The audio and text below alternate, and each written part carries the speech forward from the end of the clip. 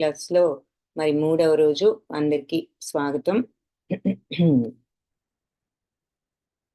నిన్న 2వ అధ్యాయం చూసాము, గీతా సారాంశం.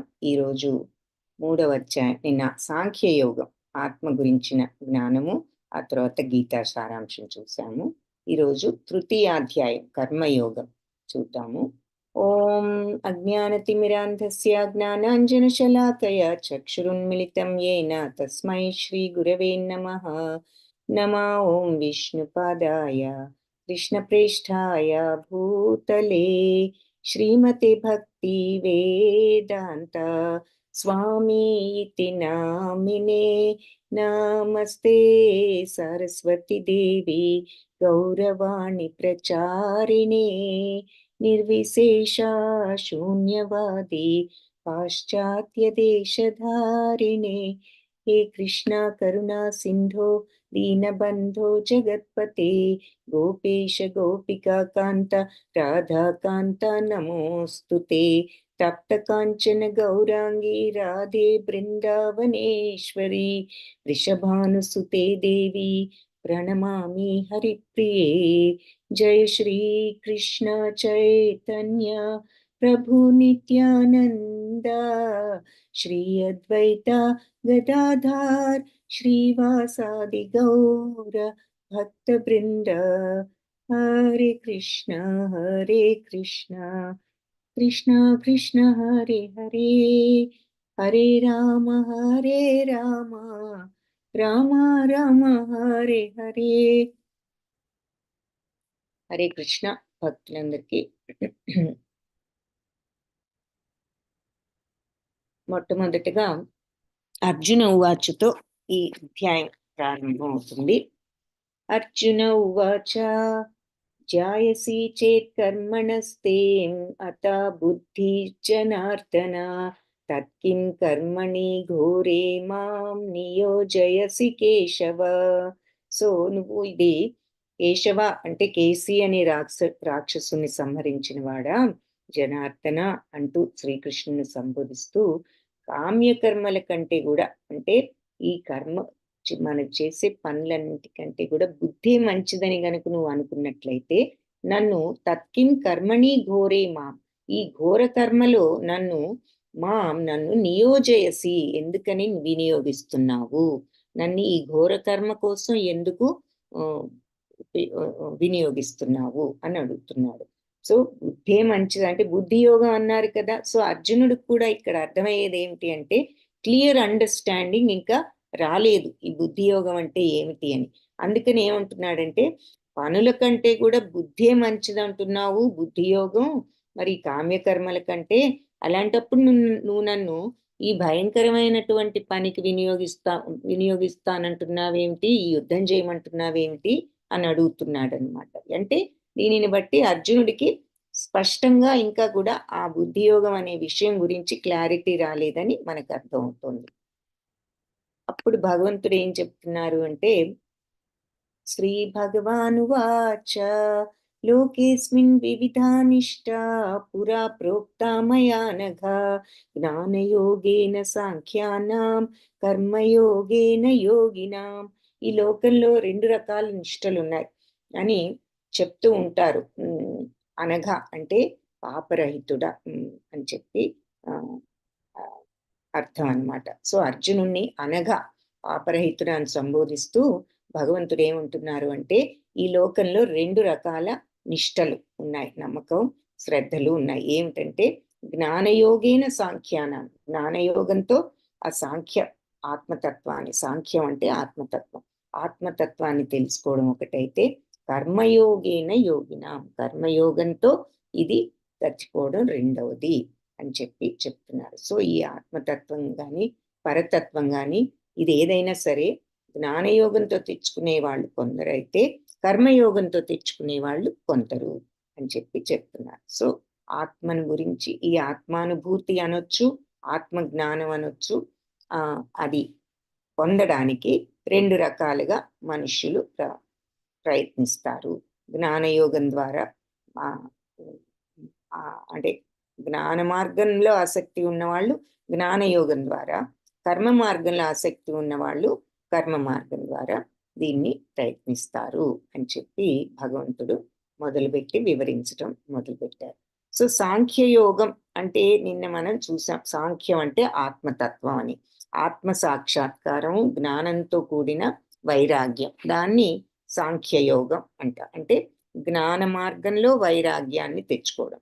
ఇకపోతే కర్మయోగం అన్నా బుద్ధి యోగం అన్నా జ్ఞానంతో కూడుకున్నటువంటి కర్మ.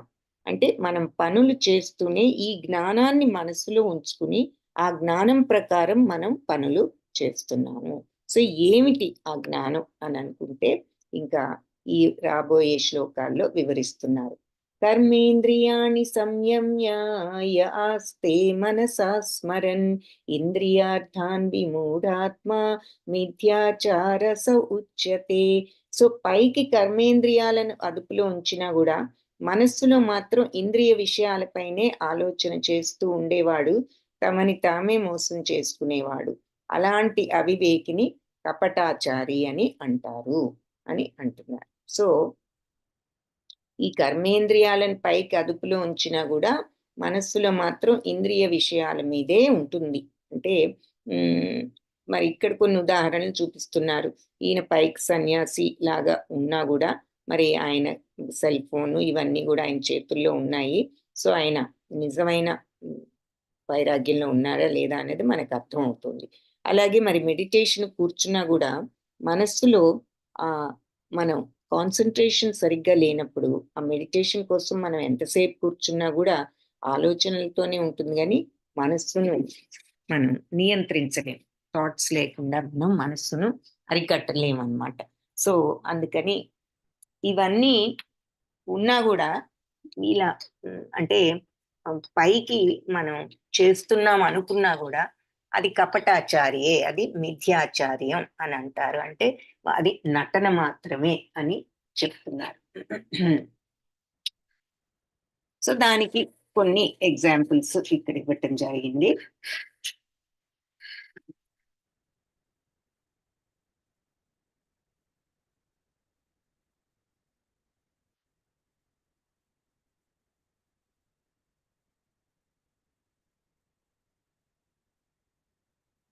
కాబట్టి ఇక్కడ మిథ్యాచార అనే పదాన్ని వాడటం జరిగింది భగవంతుడు. అది మిథ్య అంటే మాయ అనుకోవచ్చు. సో కపటాచారి అంటున్నారు. మిథ్యాచార అంటే నటించేవాడు అని కూడా అర్థం. యస్త్వింద్రియాణి మనసా నియమ్యారభతే అర్జున కర్మేంద్రియై కర్మయోగం అసక్తా సా విశిష్యతే. సో అర్జున, ఇంకొక ప్రక్క శ్రద్ధావంతులు మనస్సుతో కర్మేంద్రియాలను అదుపు చేసి ఫలాపేక్ష లేకుండా పనిచేసే కర్మయోగులు ఎంతో శ్రేష్ఠులు అంటున్నారు. సో యస్త్వింద్రియాణి మనసా నియమ్యారభతే అర్జున, ఎవరైతే ఈ శ్రద్ధతో మరి ఇంద్రియాలను మనస్సును కూడా నియంత్రించగలుగుతారో కర్మేంద్రియై కర్మయోగం అసక్త సావ విశిష్యతే. సో వాళ్ళు ఈ కర్మేంద్రియాలను మరి ఇంద్రియాలను మనస్సును కూడా నియమించి ఈ కర్మయోగంలో ఉన్నటువంటి వాళ్ళు అసక్తాస విశిష్యతే అంటే ఆసక్తి లేకుండా, ఈ ఫలితాల మీద ఆసక్తి లేకుండా ఉన్నవాళ్ళు నిజమైన విశిష్టులు, శ్రేష్ఠులు అంటున్నారన్నమాట. కాబట్టి ఎవరైతే శ్రద్ధతో మనస్సుతో ఈ కర్మేంద్రియాలను ఇంద్రియాలను నియమిస్తారో అంటే కంట్రోల్లో పెట్టుకుంటారో వాళ్ళు మరి ఎలా అయినా సరే ఏ పని చేసినా సరే ఫలాపేక్ష లేకుండా ఉన్నటువంటి కర్మయోగులు, వాళ్ళు ఎంతో శ్రేష్ఠులు. సో ఇక్కడ మనస్సును ఇంద్రియాలను కంట్రోల్ చేసుకోవడం ఒక పాయింట్. రెండవ పాయింట్ ఏమిటంటే ఫలాసక్తి లేకుండా పనిచేసే వాళ్ళు. అంటే మనం కర్మ చేస్తున్నప్పుడు ఫలితం మీద ఆసక్తి లేకుండా చేయడం. సో ఫలితం మీద ఆసక్తి లేకుండా పని ఎలా చేస్తాం? నిన్న కూడా మనం ఈ విషయం గురించి మాట్లాడుకున్నాం. ఏమని? ఫలితం మీద ఆసక్తి లేకుండా మనం ఎలా చేయగలుగుతాము అంటే మరి దేనికైనా రిజల్ట్ కోసమే కదా మనం పని చేస్తాం అనే ఆలోచన వస్తుంది మైండ్కి. బట్ ఇక్కడ పాయింట్ ఏమిటి అంటే మా పనిని ఎలా చేయాలి అంటే మన బాధ్యత అనుకుని చేయాలి. ఆ తర్వాత దానివల్ల ఏదొచ్చినా కూడా సమత్వంతో ఉండగలగాలి. లాభం వచ్చినా, నష్టం వచ్చినా, మరి మనకి ఎటువంటి రిజల్ట్ వచ్చినా కూడా ఆ రిజల్ట్‌ని మనం తీసుకోవచ్చు ఫిజికల్‌గా. కానీ మనస్సులో మాత్రం మనం ఏదైనా సరే సమత్వంతో స్వీకరించేటటువంటి బ్యాలెన్స్డ్ నేచర్‌ని డెవలప్ చేసుకోవాలి. అది ఇక్కడ మెయిన్ పాయింట్. సో, ఫలాసక్తి లేకుండా చేయండి, ఫలాసక్తి లేకుండా చేయండి అంటే ఫలితాన్ని వదిలిపెట్టేసుకోవాలా? ఫలితం వస్తే సంతోషించకూడదా? మరి లాభం వచ్చినప్పుడు పొంగిపోకూడదా? ఇలాంటి ప్రశ్నలు వస్తూ ఉంటాయి మనకు. కానీ అక్కడ పాయింట్ ఏమిటి అంటే నీ రియాక్షన్స్ అనే వాటిని తగ్గించుకోవాలి. ఆ రియాక్షన్స్ వల్ల నువ్వు ఇంకా ఇంకా నీ కోరికలు పెరగడం, యాంగర్ పెరగడం ఇలాంటి లక్షణాలు పెరగడమే గాని నీకు ఆ స్థిమితం అనేది రావాలి నీ మనస్తత్వానికి. ఆ స్థిమితత్వం రావాలి అంటే దేన్నైనా సరే నువ్వు టూ మచ్‌గా రియాక్ట్ అవ్వకుండా నువ్వు బ్యాలెన్స్‌డ్‌గా ఉండటం నేర్చుకోవాలి. సో, లాభం వస్తే ఎగిరిపోయి పొంగిపోవద్దు, గర్వపడొద్దు, అంతా నా గొప్పతనమేనని. నష్టం వస్తే అలాగే నువ్వు కృంగిపోవద్దు, దుఃఖించవద్దు. సో, నువ్వు ఏదైనా సరే సమత్వంతో తీసుకోవడం నేర్చుకో అని చెప్తున్నారు. అది ఫలాపేక్ష లేకుండా అంటే ఆ ఫలితం మీద అంత దృష్టి లేకుండా నువ్వు పని మీద దృష్టి పెట్టి పనిని నీవు ధర్మ మార్గంలో భగవంతుడు మెచ్చే విధంగా చెయ్యి. అంతవరకు నీ డ్యూటీ. తర్వాత దాని నుంచి నీకు ఏదొచ్చినా సరే నువ్వు సమత్వంతో ఉండు. సో, అలా ఇంద్రియాలను కంట్రోల్ చేసుకుని మరి మనస్సును ఫలాపేక్ష లేకుండా పనిచేసే కర్మయోగులు ఎంతో శ్రేష్ఠులు అని చెప్తున్నారు ఇక్కడ. సరే, ఇక్కడ ఉదాహరణగా ఒక ఈజీ పాయింట్ చెప్తున్నారు మనకు. ఏమిటి అంటే అది ఇక్కడ ఈజీ ఎగ్జాంపుల్. మరి భగవంతుణ్ణి ఆహ్, చూస్తున్నాం. భగవంతుడికి సేవ చేస్తున్నారు వీళ్ళు. అంటే మరి గుడిలో సేవ అనండి ఏదైనా. అంటే వాళ్ళు ఏదో లాభం కోసం చేయడం లేదుగా. అక్కడ వాళ్ళు ఇది మన బాధ్యత. భగవంతుడి సేవ. మనం క్లీన్ చేయాలి, సేవ చేయాలి అనుకుని చేస్తున్నారు. సో, వాళ్ళని ఒక ఎగ్జాంపుల్‌గా ఇక్కడ చూపిస్తున్నారు అందుకని. నియతం కురు కర్మత్వం కర్మజ్యాయో హ్యకర్మణః శరీరయాత్రా పీచతే న ప్రసిద్ధేద కర్మణః. సో, నీ కర్తవ్య కర్మను నియతం కురు కర్మత్వం నీకు నియమించబడినటువంటి కర్మను నువ్వు చేయవలసిందే అంటున్నారు. నీకు నియమించబడ్డ కర్మ అంటే ఏమిటంటే నీ స్వధర్మము. అంటే నీ రెస్పాన్సిబిలిటీ, నీ డ్యూటీ, నీ బాధ్యత. అదే నీ స్వధర్మం. ప్రతి మనిషికి కూడా బాధ్యతలున్నాయి. సరే, మన ఆ బాధ్యతలను నిర్వర్తించడం అనేది నీ రెస్పాన్సిబిలిటీ. కర్మజ్యాయో హ్యకర్మణః. ఎందుకంటే ఆ కర్మను వదిలిపెట్టడం కంటే కర్మ చేయడమే ఉత్తమం. సో, కర్మను వదిలిపెట్టేసి మనం కర్మబంధాలు తెచ్చుకోకుండా ఉండొచ్చని అనుకోవచ్చు. అది కరెక్ట్ కాదు. సో, కర్మ వదిలిపెట్టడం కంటే నీకు నియమించబడిన డ్యూటీస్‌ని నువ్వు చేయడమే మంచిది. శరీరయాత్రాపి చతే నప్రసిద్ధ్యేద్ అకర్మణః అంటున్నారు. సో, ఈ శరీర యాత్రలో నువ్వు జీవన యాత్రను కర్మలు చేయకుండా మనిషి సాగించలేడు అని అంటున్నారు. సో, మన ఇప్పుడు అంతే గదా! లేచిన తర్వాత మరి మనం ఏ పని చేయకుండా ఎలా ఉండగలుగుతాం? ఏదో ఒక పని చేయవలసొస్తుంది. కనీసం మన కాలకృత్యాలు తీర్చుకోవాలి. ఇలాంటి రొటీన్ పనులైనా చేయవలసొస్తుంది. సో, ఏ పని చేయకుండా మనిషి జీవనయాత్ర సాగించలేడు. కాబట్టి కర్మ వదిలిపెట్టడం కాదు, నీకు నియమించబడ్డ కర్మలు అంటే నీ బాధ్యతలను నువ్వు చేయవలసిందే అని అంటున్నారిక్కడ. యజ్ఞార్థ అయితే ఎలా చెయ్యాలా కర్మ? యజ్ఞార్థాత్ కర్మణోన్యత్ర లోకోయం కర్మ బంధనః తదర్థం కర్మ కౌంతేయ ముక్త సంగ సమాచర.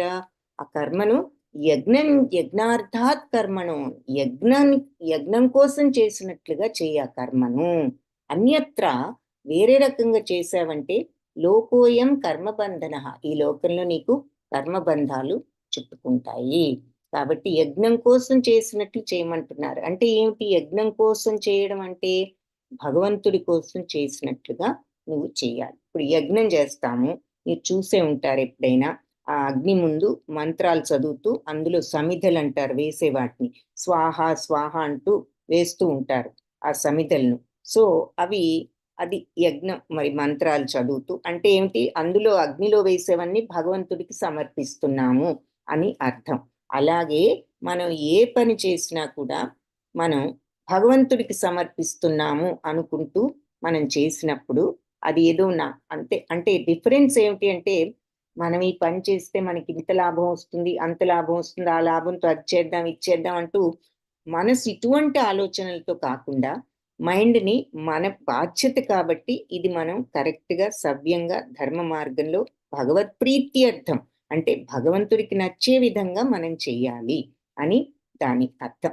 ఇది యజ్ఞానికి డీపర్ మీనింగ్. ఇక్కడ భగవద్గీతలో యజ్ఞం అన్న మాట, మనం యజ్ఞం అంటే ఇలా అగ్ని ముందు కూర్చుని మంత్రాలు చదువుతూ సమిధలు వేస్తూ స్వాహ అంటూ మనం అగ్నిలో భగవంతుడికి సమర్పిస్తాం. అది మామూలు యజ్ఞం అంటే అర్థం. అది మనందరికీ తెలుసు. ఈ అంతరార్థం ఏమిటి అంటే, డీపర్ మీనింగ్ ఏమిటి అంటే, ఎవరైనా సరే ఇది భగవద్గీతలో ఒక ముఖ్యమైన పాయింట్ లాస్ట్లో మనకి యజ్ఞము అని అంటే ఏమిటి అంటే, కర్మను భగవంతుడికి సమర్పిస్తూ ప్రతిఫలాపేక్ష ఆ రిజల్ట్ మీద ఆసక్తి లేకుండా చేసినప్పుడు అది యజ్ఞంతో సమానం. మనం యజ్ఞం చేసినప్పుడు స్వాహాన్ని వేస్తున్నాం, సమర్పిస్తున్నాం అంటే అదేదో మనకు వస్తుందని వేస్తున్నామా, భగవంతుడికి సమర్పించేస్తున్నాం అనుకుని వేస్తున్నాం అందులో.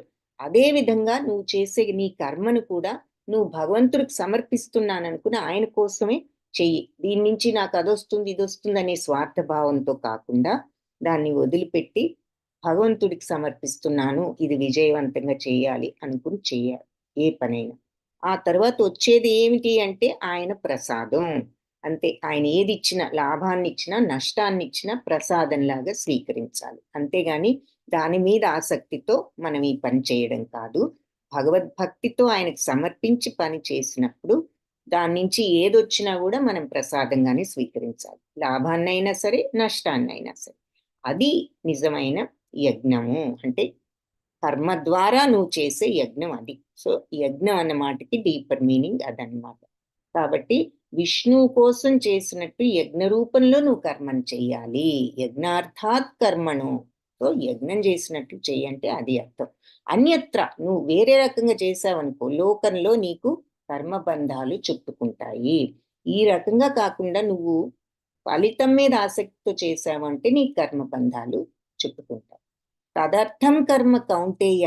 నువ్వు ఈ విధంగా అంటే విష్ణువు కోసం చేస్తున్నా, భగవంతుడి కోసం చేస్తున్నాను అనుకుని గనక కర్మ చేస్తే కౌంటేయ, కుంతిపుత్ర, అర్జున, ముక్త సంగ సమాచర, నీకు మోక్షం అనేది వస్తుంది అని చెప్తున్నారు. సో కర్మ అనేది ఏ విధంగా చెయ్యాలో చెప్తున్నారు. కర్మలు చేయకుండా ఎలాగూ ఉండలేము. మన మన యొక్క బాధ్యతలు మనం నిర్వర్తించాల్సిందే. కర్మ చేయకుండా ఉండటం కంటే కర్మ చేయడమే మంచిది. ఏ కర్మలు చేయకుండా జీవనయాత్ర సాగించలేము. కానీ ఆ కర్మను నువ్వు ఎలా చేయాలి అంటే భగవంతుడి కోసం చేస్తున్నట్లు ఒక యజ్ఞ రూపంలో చెయ్యాలి. అంటే ఆయనకి సమర్పించి చెయ్యాలి. ఫలితం కూడా భగవంతుడిదే అనుకుని చెయ్యాలి. అయితే ఫలితాన్ని వదిలిపెట్టాలి అంటే లేదు, తీసుకో. భగవంతుడి ప్రసాదంలాగా స్వీకరించు. ప్రసాదాన్లాగా స్వీకరించడం అంటే ఏంటి, మనకి చిన్నప్పుడు కొంతమంది మన పెద్దవాళ్ళు ప్రసాదం ఇచ్చినప్పుడు అదేదో మనకి ఇష్టం లేనిది అయి ఉండొచ్చు. ఇది నాకు ఇష్టం లేదు వద్దు అంటే వాళ్ళు ఏమంటారు, ఇది ప్రసాదం తప్పు, నువ్వు వద్దనకూడదు, తీసుకోవాలంటారు. ఇష్టం లేకపోయినా ప్రసాదాన్ని నువ్వు కళ్ళకద్దుకుని తీసుకోవాలంటారు. సో ఇక్కడ కూడా మనకి నష్టం అంటే ఇష్టం లేకపోయినా అది భగవత్ ప్రసాదం అనుకుని మనం ఆ ఇష్టాయిష్టాలను పక్కన పెట్టి ప్రసాదంలాగా లాభాన్నైనా నష్టాన్నైనా స్వీకరిస్తాం. పాజిటివ్ రిజల్ట్ అయినా నెగిటివ్ రిజల్ట్ అయినా నువ్వు చేసిన కర్మ నుంచి వచ్చిన ఏ రిజల్ట్నైనా నువ్వు ప్రసాదంలాగా స్వీకరిస్తావు. మరి అంతే కదా, యజ్ఞంలో సమర్పించిన తర్వాత మనం ఆ ప్రసాదాన్ని మనం ప్రసాదంగా స్వీకరిస్తాం. ఆ ప్రసాదం తీసుకుంటే పుణ్యం అనుకుని స్వీకరిస్తాం. అలాగే మనం సమర్పించిన పని నుంచి ఎటువంటి రిజల్ట్ వచ్చినా భగవత్ ప్రసాదంగా మనం సమత్వంతో స్వీకరించాలి అని చెప్పి ఇక్కడ యజ్ఞం అన్న మాటకి అది అర్థం. అలా చేసినప్పుడు నీకు కర్మబంధాలు అంటుకోవు, మోక్షం లభిస్తుంది అని చెప్తున్నారు.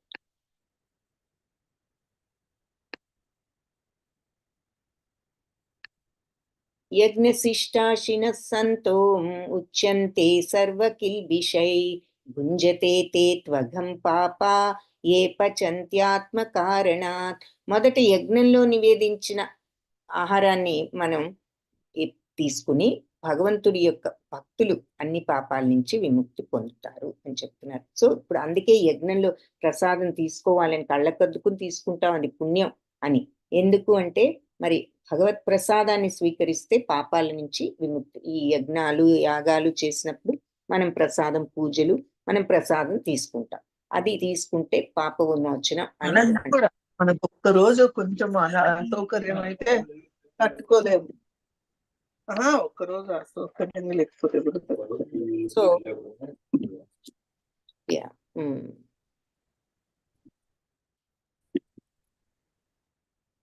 ఓకే.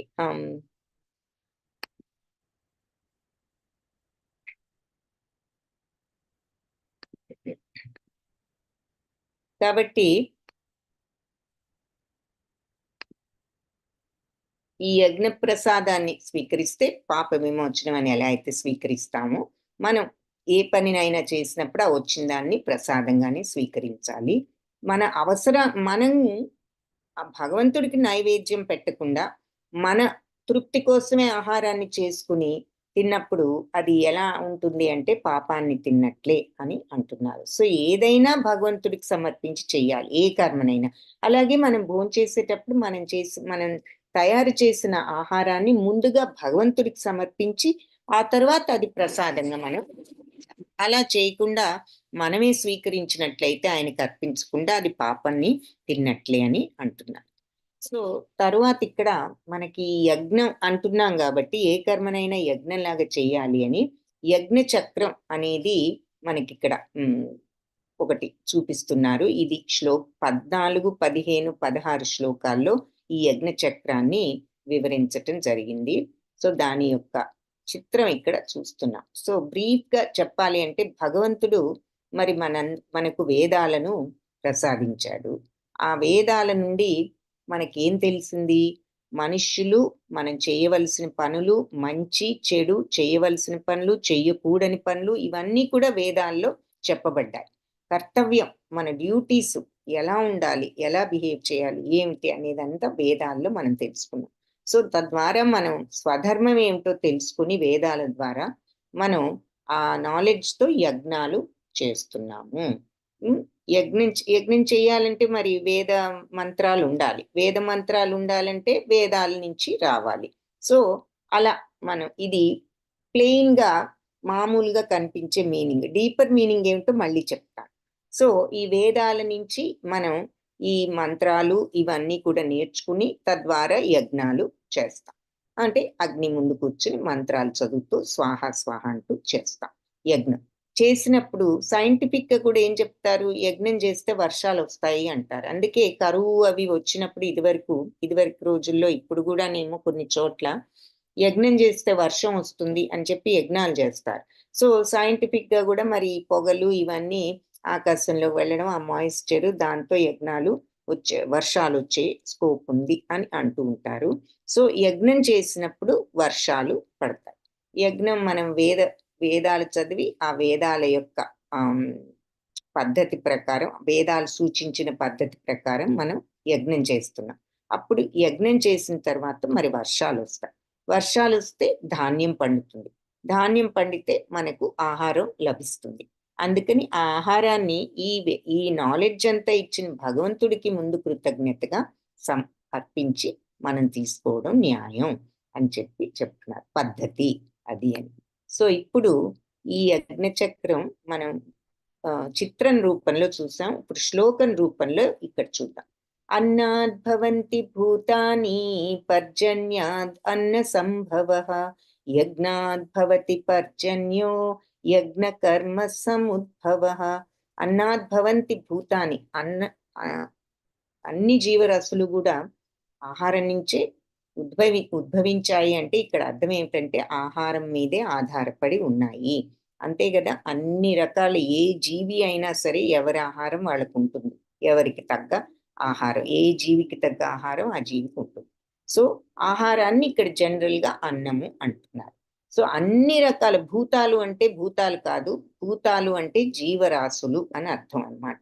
సో అన్ని జీవాలు కూడా ఆహారం మీద ఆధారపడి ఉంటాయి. అయితే ఆహారం దేని మీద ఆధారపడింది అంటే పర్జన్యాద్ అన్న సంభవ. పర్జన్యం అంటే వర్షం. వర్షం అన్నాన్ని ఆహారాన్ని సంభవింపచేస్తోంది. సో వర్షం వల్ల ఆహారం పుడుతోంది. యజ్ఞాద్భవతి పర్జన్యం. వర్షం ఎలా వస్తోంది? యజ్ఞం వల్ల వర్షం ఉద్భవిస్తోంది. మరి యజ్ఞం ఎలా వస్తుంది అంటే యజ్ఞ కర్మ సముద్భవ.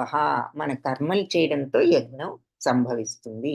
అయితే ఆ కర్మలు ఎలా చేయాలి? ఫలాసక్తి లేకుండా చేసే కర్మలే యజ్ఞాలు అవుతాయి అని చెప్తుంది. సో అన్ని జీవరాశులు కూడా ఆహారం మీద ఆధారపడి ఉన్నాయి. అయితే ఆహారమేమో వర్షం మీద ఆధారపడి ఉంది. ధాన్యం వల్ల ధాన్యము ఆహారము వర్షం వల్ల ఉత్పత్తి అవుతుంది. మరి వర్షం ఎలా వస్తుంది అంటే యజ్ఞాచరణ ద్వారా వర్షం వస్తుంది. మరి యజ్ఞం ఏమిటి అంటే విద్యుక్త కర్తవ్యాల నుంచి యజ్ఞం వస్తుంది. అంటే మన బాధ్యతలను మనం నెరవేర్చడమే యజ్ఞము. అది డీపర్ మీనింగ్ ఆఫ్ యజ్ఞ. మామూలుగా మనం అగ్ని ముందు కూర్చుని చేసేది స్ట్రైట్ మామూలు మీనింగ్. అంతరార్థం ఏమిటి అంటే ఆ యజ్ఞం అంటే మరి విద్యుక్త కర్మలను మనం ఫలాసక్తి లేకుండా భగవంతుడికి సమర్పించి భక్తితో ధర్మవంతంగా దాన్ని నిర్వహిస్తే మన డ్యూటీని, అదే యజ్ఞము అని చెప్తున్నాం. అలాంటి యజ్ఞాలు చేసినప్పుడు వర్షం కురవడం అంటే సస్యశ్యామలత. అందరూ కూడా అంత ధర్మ మార్గంలో పనులు చేసినప్పుడు మరి సొసైటీ అంతా కూడా సస్యశ్యామలంగా ఉంటుంది. అంటే అందరూ కూడా సుఖంగా ఉంటారు. మరి అలాంటప్పుడు ఆటోమేటిక్ గానే మరి అంత సస్యశ్యామలం అవుతుంది. అందరూ కూడా సుఖంగా ఉండే రామరాజ్యం అనుకోండి అలా ఉంటుంది అని చెప్పి అది డీపర్ మీనింగ్. మరి మామూలు మీనింగ్ వేదాలను బట్టి కర్తవ్యాలు తెలుసుకుని మనం యజ్ఞం చేస్తే వర్షాలు వస్తాయి, ధాన్యం వస్తుంది, అప్పుడు ఆహారం వస్తుంది, అది భగవంతుడికి సమర్పించడం. సో డీపర్ మీనింగ్ ఏమిటి అంటే మరి ఇక్కడ ఈ యజ్ఞము అంటే మనం ఏ పని చేసినా భగవంతుడికి సమర్పించి చేయడం. అప్పుడు మనకు అందులో నుంచి సమర్పించినప్పుడు మనకు వచ్చే ఆహారం భగవంతుడికి సమర్పించి మనం ప్రసాదంగా తీసుకోగలగటం. అంటే మన డ్యూటీస్ ని మనం సవ్యంగా చేసినప్పుడు అదే యజ్ఞం అవుతుంది. యస్త్వాత్మరతిరేవ స్యాద్ ఆత్మతృప్తశ్చ మానవః ఆత్మన్యేవ చ సంతుష్ట తస్య కార్యం న విద్యతే. సో ఆత్మానుభూతితో కూడిన జీవితంతో ఆత్మలోనే ఆనందాన్ని పొందుతూ పరిపూర్ణ జ్ఞానంతో సంతృప్తి సంతోషం పొందేవాడికి ఇంకా చేయవలసిన కర్మలేవి ఉండవు అంటున్నాం. సో మనం ఈ యజ్ఞంలాగా పని చేయటం, కర్మను చేయటం చెయ్యాలి. తద్వారా మన కర్మబంధాలు అంటుకోవు అని చెప్పారు. ఇలాంటి సాధనలో గనక మనం మెయింటైన్ అవుతూ మనం ఇదే మార్గంలో ముందుకు సాగిపోయామంటే క్రమేణా మనం నిజమైన అంటే ఏ బంధాలు అంటకుండా పనిచేస్తే దాన్ని అకర్మ అంటారు. అంటే కర్మ చేసినా చెయ్యనట్లే. ఎందుకంటే నీ కర్మ బంధాలేమి అంటుకోవడం లేదు కాబట్టి. కానీ అదే మార్గంలో నువ్వు సాధన చేస్తూ ఉంటే చివరికి నువ్వు ఈ బ్రహ్మజ్ఞానాన్ని, ఆత్మతత్వాన్ని తెలుసుకునే స్టేజ్కి వస్తావు ఈ కర్మయోగం ద్వారా. అంటే ఆత్మానుభూతిలోనే నువ్వు ఆత్మలో ఉన్న సచ్చిత్తానంద తత్వాన్ని నువ్వు తెలుసుకోగలుగుతావు. సో ఆత్మలో సచ్చిత్తానంద తత్వం సహజానందం, అది దివ్యానందం, మహదానందం, బ్రహ్మానందం అంటారు. అంటే ఈ భౌతిక సుఖాలు కష్టాలు వేటి వల్ల కూడా ఎఫెక్ట్ అవ్వదు ఆనందం. ఎంతటి భౌతిక కష్టం వచ్చినా నీలో ఉన్న సహజానందం పోదు. అది ఆత్మతత్వం, సచ్చిత్తానందం. కానీ మనం దాన్ని ఉన్నా కూడా మనలో ఎందుకు ఎక్స్పీరియన్స్ చేయలేకపోతున్నాము అంటే కోరికలు అన్ని కప్పివేసి ముసుగుతో ఆ కామం వల్ల మనం ఆనందాన్ని ఎక్స్పీరియన్స్ చేయలేకపోతున్నాము అని అంటారు. కాబట్టి మనం ఈ కర్మయోగ సాధన ద్వారా మరి ఫలాసక్తి లేకుండా కర్మలు చేస్తూ అప్పుడు ఆ రకంగా మనం ఆత్మానుభూతిని చవి చూడవచ్చు. అలాంటి స్టేజ్కి వెళ్ళినప్పుడు ఇక చివరికి ఏమవుతుందంటే వాళ్ళు ఆత్మలోనే ఆనందాన్ని పొందుతూ ఆ పరిపూర్ణ జ్ఞానంతో సంతృప్తి పడుతూ ఉంటారు. అలాంటి స్టేజ్కి వచ్చిన వాళ్ళు ఇక అప్పుడు ఏ కర్మలు చేయవలసిన పని లేదు. అంతేగాని ముందుగానే నేనేమి చేయను, నేను ఇక స్పిరిచువల్ మార్గంలో ఉన్నాను అని కూర్చోవడం కాదు. ఎస్పెషలీ నువ్వు కర్మ మార్గాన్ని గనక ఎంచుకున్నట్లయితే నువ్వు ఈ పనులు చేస్తూ ఉండు. ఎలా చేస్తావు? ఫలాసక్తి లేకుండా నువ్వు ఈ పనులు నిర్వర్తిస్తూ ఉండు, భగవత్ ప్రీత్యర్థం అనుకుంటూ. ఏదొచ్చినా ప్రసాదం అని సమత్వంతో తీసుకో. అలా ఉన్నప్పుడు నువ్వు క్రమేణా నువ్వు ఆ సాధనలో నువ్వు చివరికి ఆత్మానుభూతిని చవి చూడగలిగే స్టేజ్కి వస్తావు. అప్పుడు నువ్వు ఏ కర్మ చెయ్యక్కర్లేదు. అది నిజమైన అకర్మ స్థితి అని చెప్తున్నారన్నమాట. ఇంతకు ముందు కర్మయోగంలో సాధనలో నువ్వు ఫలాసక్తి లేకుండా చేసినప్పుడు కర్మబంధాలు అంటావు కాబట్టి అది అకర్మ అయింది. ఎందుకు? పని చేసినా నీకే బంధాలు అంటుకోవడం లేదు కాబట్టి. కానీ ఈ ఫైనల్ స్టేజ్కి వచ్చిన తర్వాత నువ్వు కంప్లీట్ ఆత్మానుభూతిలోకి వచ్చేసిన తర్వాత ఆ మార్గంలో ఉంటూ ఉంటూ అప్పుడు నిజంగానే ఇక అప్పుడు నువ్వు ఏ పని చేయక్కర్లేదు. అది ట్రూ అకర్మ, నిజమైన అకర్మ. బ్రహ్మానందంలో మునిగిపోయావు, ఇక నీకు ఏది కూడా చేయవలసిన అవసరం లేదు ఆ టైంలో అని చెప్పు. యద్యద్ ఆచరతి శ్రేష్ఠ తత్తద్దేవేతరో జనః సయత్ ప్రమాణం కురుతే లోకస్తదనువర్తతే. సో శ్రేష్ఠులు ఏదేదైతే ఆచరిస్తూ ఉంటారో, ఏ చర్యలు చేస్తూ ఉంటారో, తత్తద్దేవేతరో జనః, జనులందరూ కూడా అదే అనుసరిస్తూ ఉంటారు. అంటే గొప్పవాళ్ళు ఏ పనులు చేస్తే సామాన్యులందరూ కూడా దాన్ని అనుసరిస్తారు. సయత్, ఈ శ్రేష్ఠుడు యత్ ప్రమాణం, ఏ స్టాండర్డ్స్ అయితే కూర్తే ఎస్టాబ్లిష్ చేస్తాడో, ఏ ప్రమాణాలనైతే అతను ఫాలో అవుతాడో, లోకస్తద్, లోకం అంతా కూడా దానిని అనువర్తతే, దానిని అనుసరిస్తుంది అని చెప్తున్నారు. సో మహాత్ములు ఏ పని చేస్తే సామాన్యులు జనులందరూ కూడా దానిని అనుసరిస్తారు. వాళ్ళు ఏ స్టాండర్డ్స్, ఏ ప్రమాణాలు వాళ్ళు నెలకొల్పుతారో అవి అందరూ కూడా అనుసరిస్తారు అని చెప్తున్నారు. అందుకని భగవంతుడు ఏం చెప్తున్నారంటే, మీరు కూడా మీరు ఈ సరి అయిన మార్గంలో మీరు నడిచినప్పుడు మీ చుట్టుపక్కల ఉన్న వాళ్ళు కూడా ఇన్ఫ్లుయెన్స్ అయ్యి వాళ్ళు కూడా ఇదే మార్గంలో నడుస్తారు. సో మీ జీవితాన్ని ఒక ఎగ్జాంపుల్ గా చేసుకోండి ఇతరులకు. ఇప్పుడు ఇక్కడ ఒక నాయకుడు ఉన్నాడు, మరి అవతల వాళ్ళకి చిన్న ఎగ్జాంపుల్ అన్నమాట. స్మోక్ చేయొద్దు అని అంటే మనం అదే పని చేస్తూ అవతల వాళ్ళని చేయొద్దంటే వాళ్ళు ఎందుకు వింటారు? సో వాళ్ళు ఏమంటున్నారు, నువ్వు చేసినట్లు చేస్తాం కానీ నువ్వు చెప్పినట్లు చేయము అంటున్నారు. అంటే ఆచరించి చూపించు అన్నదానికి ఇది ఎగ్జాంపుల్ అన్నమాట. మనం ఆచరించకుండా ఎదుటి వాళ్ళకి చెప్తే వాళ్ళు మాత్రం ఎలా వింటారు?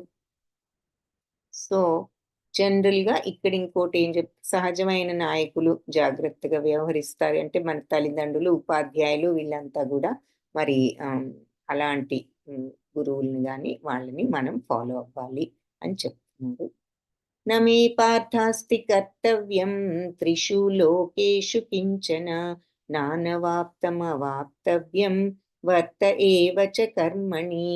పార్థ, ముల్లోకాల్లోనూ నేను చేయవలసిన పనేమీ లేదు, నాకు లేనిది గాని కావలసింది గాని ఏదీ లేదు.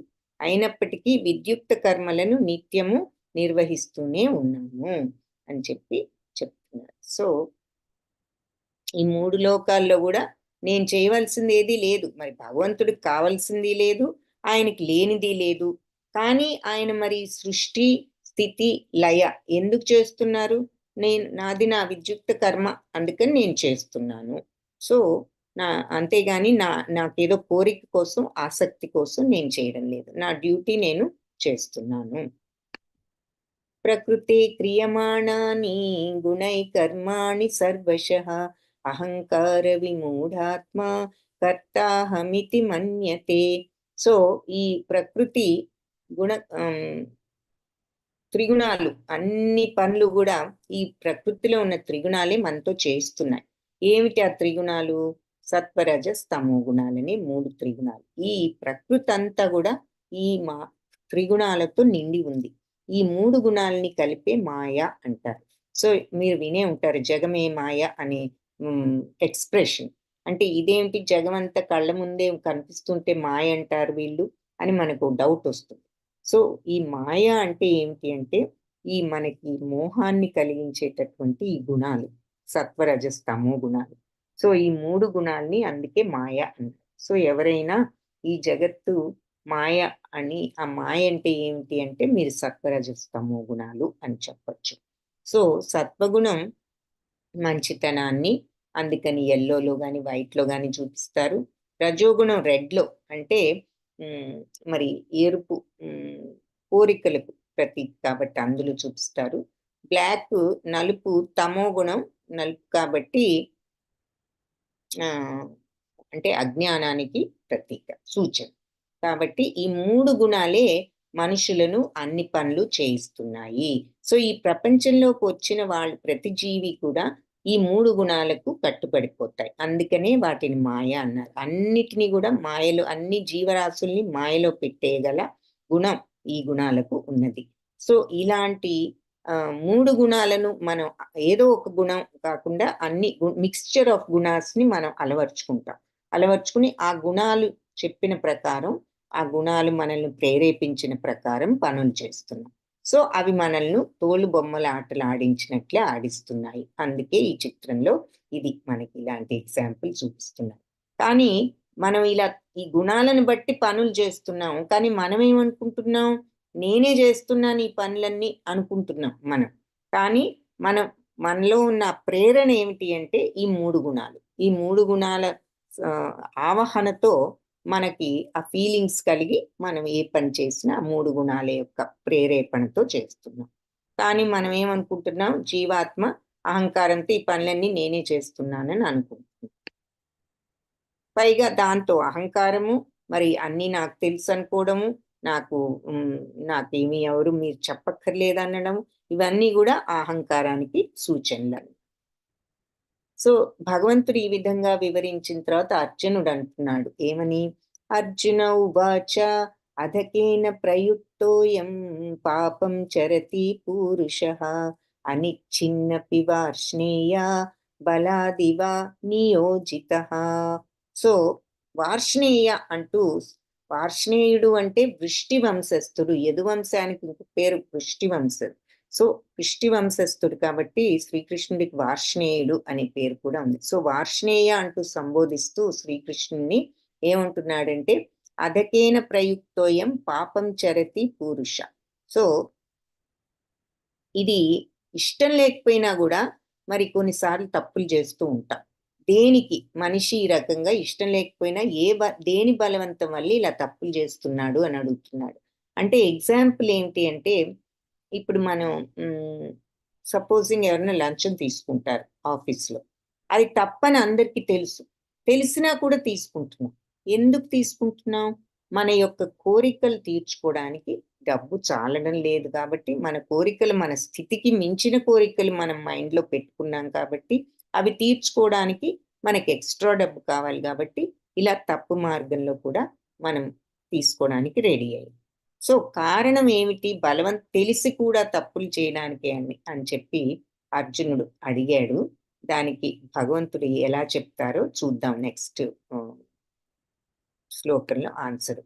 శ్రీ భగవానువాచ కామయేష క్రోధయేష రజోగుణ సముద్భవః మహాశనో మహాపాప్మా విద్యేనమిహ వైరిణం.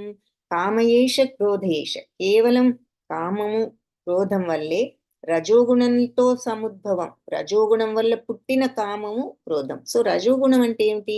విపరీతమైన కోరికలతో నిండి ఉండటం అన్నమాట రజోగుణం. సో ఇన్ని కోరికలు ఉన్నప్పుడు ఏమవుతుంది? క్రోధం వస్తుంది. ఎందుకు?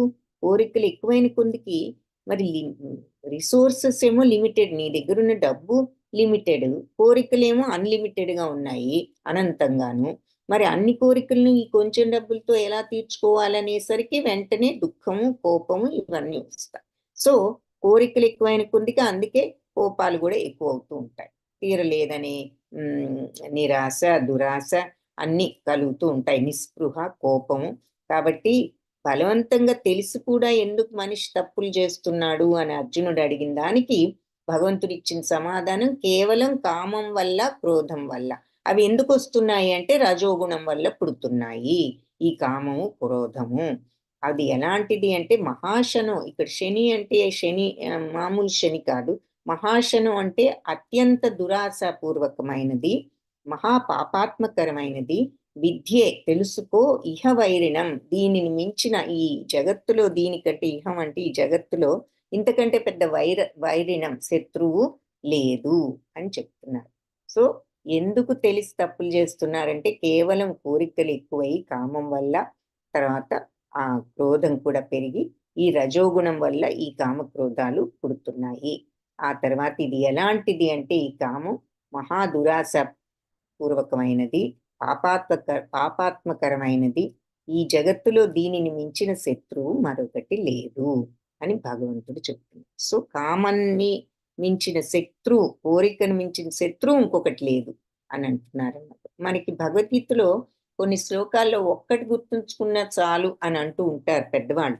అలాంటి శ్లోకాల్లో ఇలాంటి వాటిని చూసే వాళ్ళు ఆ మాట అంటున్నారనమాట. అన్ని శ్లోకాల్లోనూ ఎంతో కొంత ప్రతి దాంట్లో నేర్చుకోవాల్సి ఉంది. ఇలాంటివి మనకి నిత్య జీవితంలో మనకు అప్లై అవుతాయి కాబట్టి మనకి ఇంకా కూడా ఉపయోగకరం. ఎందుకు? మనకి ఉన్న అనంతమైన కోరికలు ఎందుకు వస్తున్నాయో భగవంతుడు ఈ శ్లోకంలో చెప్పారు. కేవలం మీ కోరికల వల్లే మీకు క్రోధం అనేది వస్తుంది. ఆ క్రోధం ఎందుకు వస్తోంది? కోరికలు క్రోధాలు అంటే రజోగుణం వల్ల. సో ఇది ఎంతో దురాశాపూర్వకం, పాపాత్మకరం. దీనిని మించిన శత్రువు ఈ భూమిపైన ఇంకొకటి లేదు ఈ ప్రపంచంలో. ధూమేన వ్రియతే వహ్ని యథా దర్శో మలేన చ యథోల్భేన వృతో గర్భ తథా తేనేదమావృతం.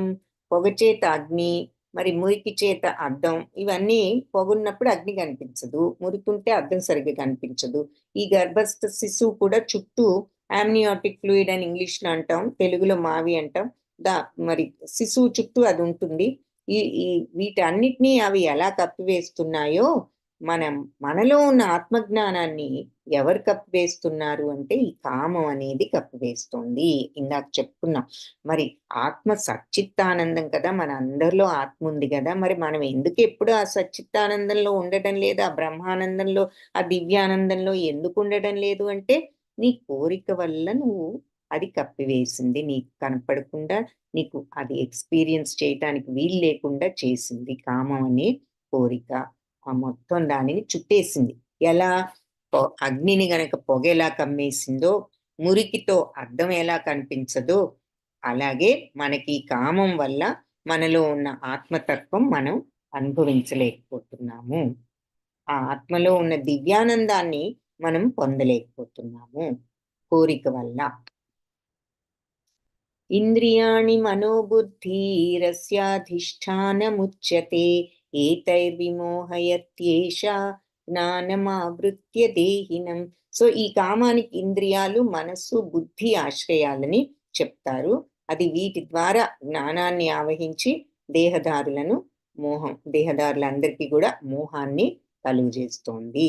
సో ఈ కామం ఎందుకు? కామం వల్లే ఆత్మజ్ఞానాన్ని మనం అనుభవించలేకపోతున్నాం, మనం ఎక్స్పీరియన్స్ చేయలేకపోతున్నాం. సో ఈ కామం ఎక్కడుంది అంటే ఇంద్రియాలు, మనస్సులో, బుద్ధిలో ఉన్నది ఈ కామం అనేది. అవి ఇంద్రియాల్లో ఫస్ట్ ప్రవేశించి మరి ముందు బయటికి కనిపించేవి ఇంద్రియాలు, కళ్ళు, చెవులు, ముక్కు. వీటి ద్వారా మనము ఈ ఆకర్షణలన్నిటినీ స్వీకరిస్తున్నాం. ఆ తర్వాత ఇవి వెళ్ళి మనస్సును ప్రలోభ పెడుతున్నాయి. చూడిదే చాలా బాగుంది, కొనుక్కో. చూడు ఈ పాట ఎంతో అందంగా వినపడుతోంది, దాన్ని విను. ఈ లడ్డు చూడు ఎంతో టేస్టీగా రుచిగా ఉంది, ఇంకొకటి తిను అంటూ ఈ ఇంద్రియాలు, ఈ రుచులు, ఈ శబ్దాలు, కంటికి రూపాలు చూపిస్తూ మన మైండ్ని, మనస్సుని ప్రలోభ పెడుతున్నాయి. మనస్సు ఏమో బుద్ధి దగ్గరికి వెళ్ళి, బుద్ధి వద్దు, నువ్వు ఇప్పటికే 2 తిన్నావు, ఇంకా తింటే నీకు స్టమక్ అప్సెట్ అవుతుంది అని చెప్పినా కూడా కోరిక ఆపుకోలేక 3వ లడ్డు కూడా తినొచ్చు. అంటే బుద్ధిని కూడా పక్కన పెట్టి మనం చేయకుండా, చేయదగ్గ పని, చేయకూడని పని కూడా చేయొచ్చు. సో ఇంద్రియాలు, ఈ కామం ఇలా ఇంద్రియాలని, మనస్సును, బుద్ధిని ఎఫెక్ట్ చేస్తుంది వాటిల్లో ఉండి అని చెప్తున్నారు. వీటి ద్వారా అదేం చేస్తుందంటే ఈ మూడిట్లో ఉండి జ్ఞానాన్ని ఆవహించేసి, అంటే కప్పివేసి మనుషులందరినీ మోసం చేస్తోంది. మరి అంతే కదా, జ్ఞానాన్ని, నాలెడ్జ్ని, విజ్డమ్ని కప్పేస్తోంది, మన యొక్క ఆత్మతత్వాన్ని కప్పివేస్తోంది. ఎందుకు? ఇంద్రియాల్లో, మనస్సులో, బుద్ధిలో ఇది ఎంటర్ అయిపోయి ప్రవేశించి మనం ఆత్మతత్వాన్ని చూడకుండా చేస్తోంది కామం అని చెప్తుంది. కాబట్టి మరి దీనికి మరి ఎలా మనం ఇది ఇలా చేస్తే మరి ఇంక మనం ఆత్మతత్వాన్ని ఎలా చూసేది అని వెంటనే మనందరికీ డౌట్ వస్తుంది. సో అందుకని వెంటనే నెక్స్ట్ శ్లోకంలో దానికి విరుగుడు ఏమిటి అన్నది చెప్తున్నారు. ఈ కామం ఇంద్రియాల్లో, మనస్సులో, బుద్ధిలో ఉండి మన జ్ఞానాన్నిటినీ కూడా కప్పివేసి మన ఆత్మజ్ఞానం మనకు తెలియకుండా చేస్తోంది అన్నారు. ఇక్కడ ఏం చెప్తున్నారంటే కాబట్టి తస్మాత్ త్వం ఇంద్రియాణ్యాదౌ నియమ్య భరతర్షభ పాప్మానం ప్రజహిహ్యేనం జ్ఞాన విజ్ఞాన నాశనం. సో తస్మాత్ అంటే కాబట్టి నువ్వు ఇంద్రియాణ్యాదౌ ఇంద్రియాలను నియమ్య ముందు ఇంద్రియాన్ని ఆద్యం అంటే నువ్వు ఇంద్రియాలన్నిటినీ నియమించు, కంట్రోల్ చేసుకో భరతర్షభ, భరతవంశ శ్రేష్ఠుడా అంటున్నారు. కాబట్టి ఈ కామం వెళ్ళి ఇంద్రియాల్లో, మనస్సులో, బుద్ధిలో ఉండి జ్ఞానాన్ని కప్పివేస్తోంది. కాబట్టి ఫస్ట్ నువ్వు ఇంద్రియాలను కంట్రోల్ చేసుకో. కంట్రోల్ చేసుకుని పాప్మానం ప్రజహిహ్యేనం జ్ఞాన విజ్ఞాన నాశనం. సో జ్ఞాన విజ్ఞానాలను నాశనం చేసే ఈ మహాపాపాత్మకరమైన ఈ కామం అనే పాపిని నువ్వు ఆ రకంగా పారద్రోలు. ఎలా, ఏ రకంగా? ఇంద్రియాలను కంట్రోల్ చేసుకుని. సో ఎప్పుడైతే మనం ఇంద్రియాలను కంట్రోల్ చేసుకోగలుగుతామో అప్పుడు మనం ఈ కామాన్ని తగ్గించుకోవచ్చు, ఈ సమత్వాన్ని పెంచుకోవచ్చు. కామం తగ్గించుకోవచ్చు అంటే ఆసక్తి తగ్గినప్పుడు ఏదైనా ఒకటే అనే మెంటాలిటీ వస్తుంది. ఆసక్తి ఉన్నప్పుడే ఇది కావాలి అనే ఆసక్తి డెవలప్ అవుతుంది. ఏదైనా ఒకటే, ఆ వైరాగ్యం మనకు ఆ కోరిక తగ్గినప్పుడు ఇదైతే ఉంది, అదైతే ఉంది, నాకు ఇదే డ్రెస్ కావాలనుకుంటాం. నీకు ఎంతో కోరిక ఉండబట్టి ఏదైతే ఏముంది అనుకున్నావంటే ఏదైనా ఒకటేలే అనే స్థితికి వస్తాం. సో అలా నువ్వు కోరికని ఎప్పుడైతే నువ్వు తగ్గించుకోగలుగుతావో నీకు ఈ సమత్వం అనేది పెరుగుతూ వస్తుంది. సో అలా జ్ఞాన విజ్ఞానాలను నాశనం చేసేటటువంటి కామాన్ని నువ్వు పారద్రోలు. ఎలా? ఇంద్రియాలను కంట్రోల్ చేసుకోవడం ద్వారా అని చెప్తున్నారు. సో ఈ కామాన్ని పారద్రోలటానికి మార్గం ఏమిటో ఇక్కడ చెప్పారు. ఏమిటి అంటే ఫస్ట్ నువ్వు ఇంద్రియాలను, సెన్సెస్ ని కంట్రోల్ చేసుకో. ఇక్కడ ఇది ఎప్పుడు కూడా ఒక ఎగ్జాంపుల్ ఇలా చెప్తారనమాట. ఇంద్రియాలు, మనస్సు, బుద్ధి, తర్వాత మన ఆత్మ, మన శరీరం అంతా కూడా ఒక రథంలాగా చూపబడింది అనమాట. 5 ఇంద్రియాలు, కళ్ళు, ముక్కు, చెవి, చర్మము, మరి నాలుక, ఇవన్నీ 5 గుర్రాల్లాగా చూపిస్తున్నారు ఇంద్రియాలు. ఎలా ఉంటాయి గుర్రాలు? విచ్చలవిడిగా పరిగెడతాయి కంట్రోల్ చేయకపోతే. వాటిని వదిలేస్తే వాళ్ళు ఇష్టం వచ్చినట్టు ఎటు పడితే అటు పరిగెత్తుకు వెళ్ళిపోతాయి. అందుకని కళ్ళేమో మనస్సు. ఈ మనస్సు గుర్రాలు ఎటుపోతే అటు కళ్ళెం మామూలుగా కంట్రోల్ చేసే వాళ్ళు లేకపోతే వెళ్ళిపోతూ ఉంటుంది మనస్సు కూడా, ఈ గుర్రాలు ఎటు తీసుకువెళ్తే అటు. అయితే ఈ బుద్ధి అనే సారథి ఆ కళ్యాన్ని వెనక్కు దాగుతున్నాడు. నువ్వు అటు వెళ్ళిపోతున్నావు గుర్రాలతో పాటు, మనం అటు కాదు ఇటు వెళ్ళాలి అంటూ. సో అలా బుద్ధి సరి అయిన మార్గంలో పెడుతుంది. లోపల ఉన్న జీవాత్మ ఎందులో కూడా సాక్షిభూతం, ఎందులోనూ కల్పించుకోదు, అన్నీ కూడా చూస్తూ ఉంటుంది అంతే. కాబట్టి ఇది మన హ్యూమన్ బాడీకి ఒక డిపిక్షన్ అన్నమాట. ఇంద్రియాలు, మనస్సు, బుద్ధి, ఆత్మ ఎందులోనూ కలిగించుకోదు. ఎందుకంటే ఆత్మ ఎప్పుడు సచ్చితానందమే, ఈ కోరికలకు అతీతంగా ఉంటుంది. సో ఇక్కడ మనకి ఇదే ఆర్డర్ని మళ్ళీ ఇక్కడ చూపిస్తున్నారు. ఇంద్రియ భోగ వస్తువులు. సో ఈ గుర్రాలు, ఇంద్రియాలు అంటే ఇప్పుడు మనం ఇవి అవయవాలు, కళ్ళు, ముక్కు, చెవి, ఇవి వాటంతటా వాటికి చూస్తే వాటికి ఏది కూడా శక్తి లేదు. కానీ వాటికి మరి కంటికి చూసిందంతా కూడా మన మనస్సుకు అందించే అది ఎదుట ఉన్న రూపాలన్నిటిని చూడగలదు. ముక్కు వాసనలన్నింటినీ పీల్చి ఆ వాసన ఎలాంటిదో మనస్సుకు చెప్తుంది. అలాగే మరి చెవి సౌండ్స్ అన్నీ కూడా వినగలుగుతుంది. సో ఒక్కొక్క ఇంద్రియము, ఒక్కొక్క పంచభూతము ఒక్కొక్క ఇంద్రియానికి ఆ శక్తిని ప్రసాదించింది. ఫర్ ఎగ్జాంపుల్ మొట్టమొదట అన్నిటికంటే కూడా సూక్ష్మమైనది ఏది అంటే ఆకాశం. దానికి మరి ఏమి కంటికి కనిపించదు, ఏదీ లేదు. కానీ ఆకాశంలో ఉన్నది ఏమిటి అంటే స్పర్శ లేదు, ఏం లేదు, పట్టుకోలేం మనం. శబ్దం ఉన్నది. అందుకే శబ్ద తరంగాలు ఆకాశం నుంచి మరి మనం ఈ టీవీ స్టేషన్స్ కానీ, సెల్ ఫోన్ టవర్స్ కానీ ఈ మాటలన్నీ ఎలా ప్రసరిస్తున్నాయంటే మరి ఆకాశంలో ఉన్న సౌండ్ వేవ్స్ ద్వారా అవి ప్రసరింపజేస్తున్నాయి. సో ఆకాశమే ఒక పెద్ద సౌండ్, నాదం. కాబట్టి చెవికి వినికిడి శక్తిని ప్రసాదించే పంచభూతం ఆకాశం. ఆ తర్వాత మరి వాయువు కూడా కంటికి కనిపించదు, కానీ తగులుతుంది. మనకి గాలి వచ్చినప్పుడు మన శరీరానికి తగులుతుంది. సో చర్మానికి స్పర్శాజ్ఞానం ఇచ్చేది వాయువు. ఆ తర్వాత మరి కన్ను, అంటే కన్ను మనకి రూపం కూడా ఉంటుంది. సో కంటికి ఈ రూపాన్ని, అదేది కంటికి ఈ చూపును ప్రసాదించేటటువంటి అధిష్టాన దేవత ఇంకొక పంచభూతము ఏమిటి అంటే మరి వాయువు, ఆ తర్వాత అగ్ని. మన కంటికి అగ్ని మనకు కనిపిస్తుంది, కళ్ళకు కనిపిస్తుంది. కాబట్టి మన కంటికి చూపును ప్రసాదించే అధిష్టాన దేవత అగ్ని. ఆ తర్వాత ఇకపోతే నీరుకి రుచి కూడా ఉన్నది, కాబట్టి నోటికి రుచిని తెలియజేసే అధిష్టాన దేవత నీరు. ఇకపోతే లాస్ట్ది భూమిలో వాసనలు కూడా ఉన్నాయి, కాబట్టి ముక్కుకు వాసనా శక్తిని ప్రసాదించే అధిష్టాన దేవత భూమి. సో ఇలా ఒక్కొక్క పంచభూతం ఒక్కొక్క ఇంద్రియానికి వాటికి శక్తిని ఇస్తోందన్నమాట. సో ఈ ఇంద్రియాలన్నీ కూడా ఏం చేస్తాయంటే ఈ అవయవాలు ఈ శక్తి ద్వారా మైండ్ని ప్రలోభ పెడుతూ ఉంటాయి. అప్పుడు మనసు ఈ ఇంద్రియాలు ఎటు లాక్కు వెళ్తే అటు వెళ్లకుండా బుద్ధి వెనక్కి లాగుతూ ఉంటుంది. అంటే దాని అర్థం ఏంటి? ఇంద్రియాలు అన్నిటికంటే ముందు ఇంద్రియ విషయాలు అన్నిటికంటే కింద ఉంటాయి.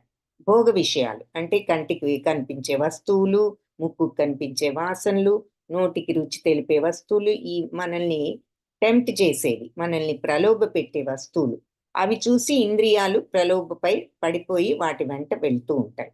అయితే మనస్సు ఇంద్రియాలతో పాటు వెళ్ళిపోవాలని చూస్తుంది, మనస్సును కూడా లాక్కు వెళ్ళాలని చూస్తారు. అయితే మనస్సును బుద్ధి ఇంకా ఉన్నతమైనది కాబట్టి ఆపుతుంది. బుద్ధి కంటే కూడా ఆత్మ ఇంకా ఉన్నతమైనది. కాబట్టి ఇంద్రియ భోగ వస్తువుల కంటే ఇంద్రియాలు ఉన్నతం, ఇంద్రియాల కంటే మనస్సు ఉన్నతం, మనస్సు కంటే బుద్ధి ఉన్నతం, బుద్ధి కంటే కూడా ఆత్మ ఇంకా ఉన్నతమైనది. అన్నిటికంటే ఆత్మ ఉన్నతమైనది. ఏవం బుద్ధే పరం బుద్ధ్వా సంస్తభ్యాత్మానమాత్మనా జహి శత్రుం మహాబాహో కామరూపం దురాసదం. సో మహాబాహులున్నవాడ ఇలా బుద్ధి కంటే కూడా ఆత్మ గొప్పదని గుర్తించి బుద్ధితోనే మనస్సును నిలకడ చేసుకుని కామరూపంలో ఉన్న బలీయమైన శత్రువును సంహరించు అని అంటున్నారు. కాబట్టి బుద్ధి కంటే కూడా ఆత్మ గొప్పదని నువ్వు ఇలా గుర్తించి ఆ బుద్ధితో నువ్వు మనస్సును నిలకడ చేసుకో. ఆ తర్వాత కామరూపంలో ఉన్న ఈ శత్రువును సంహరించు. సో ఈ విషయం మళ్ళీ అంటే ఇక్కడ ఈ బుద్ధి సహాయంతో నువ్వు మనస్సును కంట్రోల్లో ఉంచుకుని, మనస్సు కంట్రోల్లో ఉన్నప్పుడు ఆటోమేటిక్గా సెన్సెస్ కూడా కంట్రోల్ అయిపోతాయి. అవి ప్రలోభ పెట్టిన మైండ్ ఏమీ కూడా విననప్పుడు అవి కూడా క్వైట్ అయిపోతాయి. ఆ రకంగా నువ్వు అన్నిటినీ కంట్రోల్ చేసుకో అని చెప్తాను. సో ఈ గీతా పాఠంలో మనం నేర్చుకున్నది ఏమిటి అంటే ఇంద్రియాలను నియంత్రించడం ద్వారా మనం ఈ కోరికను, కామాన్ని జయించాలి. మనస్సును మరి ఎప్పుడైతే భగవంతుడి వైపు తిప్పి ఈ హరినామ జపంలో మనం లగ్నం అవుతామో, మరి ఈ భగవద్గీత ఇలాంటి పుస్తకాలు స్పిరిచువల్గా మనం ఇందులో నిమగ్నం అయినప్పుడు ఆటోమేటిక్గా మనం ఈ కామాన్ని తగ్గించవచ్చు. అంటే ఈ భౌతిక కోరికల మీద ఇంట్రెస్ట్ తగ్గుతుంది, భగవంతుడి మీద ఇంట్రెస్ట్ పెరిగినప్పుడు అని చెప్తున్నారు. ఇది ఇంద్రియాలను, సెన్సెస్ని నువ్వు కంట్రోల్ చేసుకుంటే భౌతిక విషయాల మీద నీ కోరికలు తగ్గుతాయి. హరే కృష్ణ కృష్ణ కృష్ణ హరే హరే, హరే రామ రామ రామ హరే హరే. కృష్ణం వందే జగద్గురుం. ఈ గీతా పాఠంలో మనం ఈరోజు నేర్చుకున్న సారాంశం ఉంది. వాంఛాకల్పతరుభ్యశ్చ కృపా సింధుభ్య ఏవ చ పతితానాం పావనేభ్యో వైష్ణవేభ్యో నమో నమః. హరే కృష్ణ. సో ఇప్పుడు ఏదైనా గనుక క్వశ్చన్స్ ఉంటే చూద్దాము, లేదు అంటే మరి క్లాస్ ఎండ్ చేయొచ్చు. హరే కృష్ణ. క్విజ్ ఒకటి ఉన్నది, మీరు వాట్సాప్ గ్రూప్ లో మాతాజీ క్విజ్ అన్ని పోస్ట్ చేస్తూ ఉంటారు. సో మీరు అవి చూసి క్విజ్ ఆన్సర్ చేయడానికి ట్రై చేయండి. రిజిస్టర్ చేసుకోవాలి ముందు, ఆ తర్వాత మీరు రిజిస్టర్ చేసుకున్న తర్వాత లాగిన్ అయ్యి ఆన్సర్ చేయొచ్చు. హరే కృష్ణ. విజయలక్ష్మి మాతాజీ, మీ ఇష్టం మాతాజీ, మీరు ఎప్పుడైనా మార్చుకోవచ్చు. మీకు ఏ టైం కన్వీనియంట్గా ఉంటే ఆ టైంలో జాయిన్ అవ్వచ్చు. ఓకే, సో ధన్యవాదాలు రామకృష్ణ ప్రభుజీ. అయితే మరి క్లాస్ క్లోజ్ చేద్దాము. ఇంకా వేరే క్వశ్చన్స్ ఏమీ కనిపించడం లేదు.